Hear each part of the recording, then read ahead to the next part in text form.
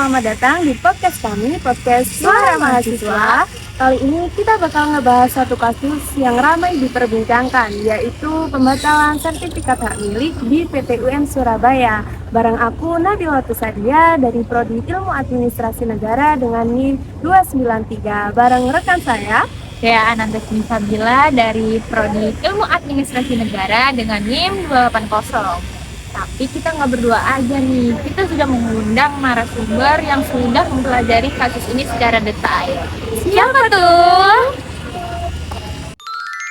hai semuanya, aku Regita dari Prodi Ilmu Administrasi Negara dengan NIM 291. Senang bisa bagi kasus ini. Kak Regita, bisa jelasin dulu nggak sih sebenarnya ini tentang kasus apa ya? Jadi kasus ini tuh perkara tentang sengketa administrasi pertanahan dengan nomor perkara 81/2025 PN Surabaya dengan nama penggugatnya yaitu Hayati Tijendra dan penggugatnya yaitu Kepala Kantor Dinas Pertanahan PT Surabaya 2. Terus kasus ini muncul tuh ya karena penggugat merasa dirugikan, tiba-tiba tanah yang dimiliki itu oleh BPN dikeluarin sertifikat baru atas nama orang lain. Padahal penggugat punya bukti lengkap kan ya, surat beli petok kretek desa.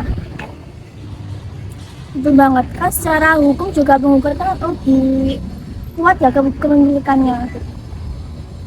Jadi bagaimana ya Kak kasus ini sampai masuk ke PT UN? Awalnya itu ya penggugat kan sudah membeli dan menguasai tanah tersebut secara bertahun-tahun. Tapi tiba-tiba oleh BPN itu dikeluarkan sertifikat baru seluas 448 meter persegi atas nama orang lain. Dan itu tuh tanpa verifikasi ke pemilik sebelumnya. Makanya itu penggugat itu makin yakin kalau itu tuh adalah kesalahan administrasi. Kok bisa ya? Bukannya verifikasi itu wajib?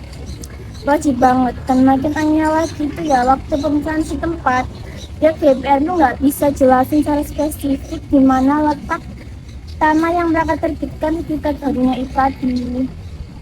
Oh, makanya itu tuh kasus ini tuh diangkat PT UN gitu ya Kak? Betul kan, karena keputusan penerbitan sertifikat baru itu tindakan yang dilakukan oleh administrasi negara kan, jadi hanya bisa diuji lewat PT UN. Gitu.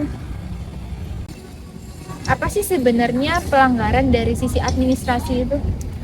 Intinya itu ya, karena tidak adanya asas kehati-hatian dan asas kepastian hukum dalam peraturan UU APR atau BPN nomor 21 tahun 2020 dan peraturan agraria tahun 9 nomor 9 tahun 1999 yang dimana BPN itu diwajibkan sebenarnya tuh apa ya, kayak pengecekan dokumen keuangan sebelumnya sebelum mengeluarkan sertifikat baru. Jadi kalau ada tempat tinggi sertifikat itu langsung dianggap sertifikat saat administrasi ya. Kalau misalnya emang ada bukti yang kuat, kalau prosedurnya jelanggar itu ya itu dianggap tetap hukum. Yang ada hukum dan itu jadi dibatalkan. Itulah kenapa penggugat membawa kasus ini dengan UU nomor 5 tahun 1986 tentang PT UN. Lalu untuk hasil sidangnya bagaimana ya Kak? Dari PT UN Surabaya itu akhirnya mengabulkan seluruh gugatan dari penggugat. Yang antara lain satu, sertifikat diterbitkan oleh BPN itu dibatalkan atau dianggap tidak sah. Kedua, BPN diwajibkan mencabut dan membatalkan sertifikat tersebut. Lalu pihak penggugat juga dihukum membayar biaya perkara. Selanjutnya itu untuk putusan akhir itu dijadwalkan tanggal 13 November kemarin. Wah, berarti penggugat berhasil membuktikan seluruh dalilnya ya Kak?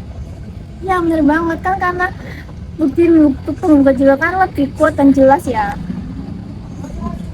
Wah, keren banget kan pembahasan kita hari ini. Keren banget, benar. Jadi kita semua tuh tahu bahwa penerbitan sertifikat tuh harus super hati-hati. Betul banget, buat masyarakat jangan takut menggugat kalau keputusan administratif merugikan hak kita. Dan juga ya semoga dari adanya kasus ini itu bisa menjadi pembelajaran penting bagi BPN dan masyarakat. Oke, itu aja podcast kita kali ini. Terima kasih dan Sampai jumpa. jumpa.